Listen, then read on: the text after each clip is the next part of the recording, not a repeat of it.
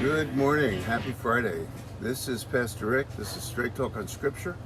And I am coming to you right now from the Airstream Park that Linda and I have our Airstream in.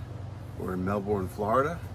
And I don't want to make anybody feel bad who's listening from up north, but the temperature is a beautiful 67.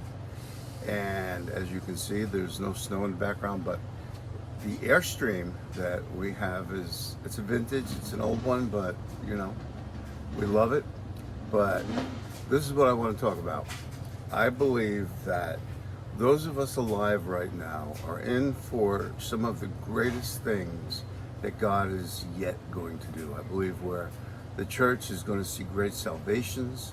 I believe we're going to see great miracles. I believe we're going to see great transformations.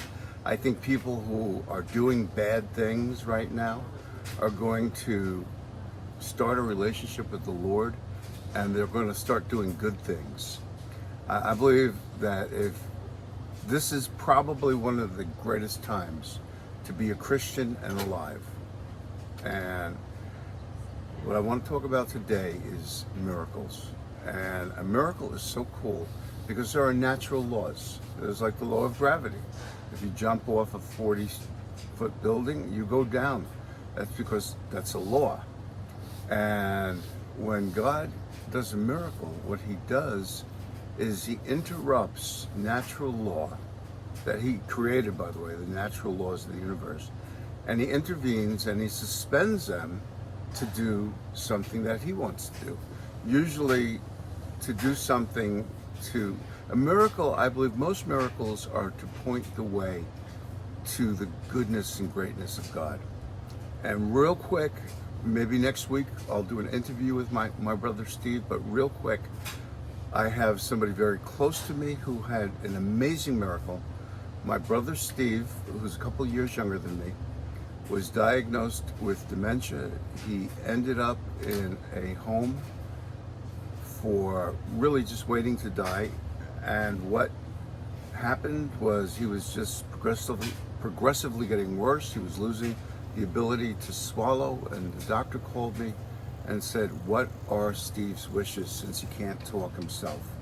And I said, "My brother doesn't want any unusual means to prolong his life. He doesn't want to be on a ventilator or a feeding tube or anything like that."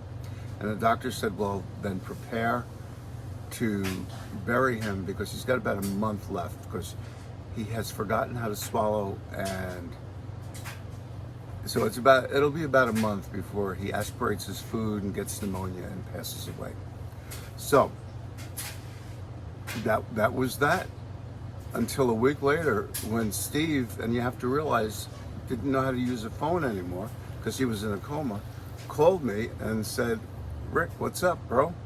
And I said, "Steve, you're using the phone and talking English." And he said, "I woke up." And the doctors don't have, I don't believe there's many in the record books on this. I don't believe people come back from dementia. But my brother is one who did. He had a bona fide miracle. What they write about it in the medical journals is that he had a spontaneous remission. And he's alive, he's healthy, he's helping me lead the men's group. He's part of the Living Water Connect team. He is definitely a miracle. So get ready, church. All I can say is get ready. God is going to do things you have never seen. And he's going to, I believe it's started already. So just remember this, with Jesus, there's always hope, there's always love. God bless you. I'll see you next week.